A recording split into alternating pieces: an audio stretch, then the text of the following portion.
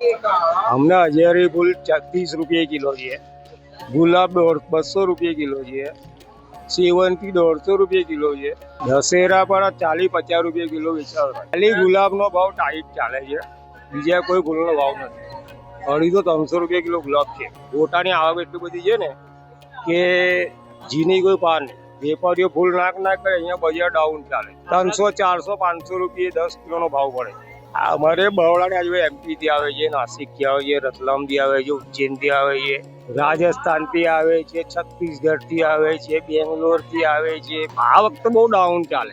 પેલે લાખોમાં હતું, અમને હજારોમાં ચાલે। કહેવાનો મિનિંગ તો દર વર્ષે જે બજાર ચાલે ને એ બજાર આ વખતે નથી, ડાઉન બજાર છે। હવે દશેરા પર શું ચાલે છે ખબર નહીં।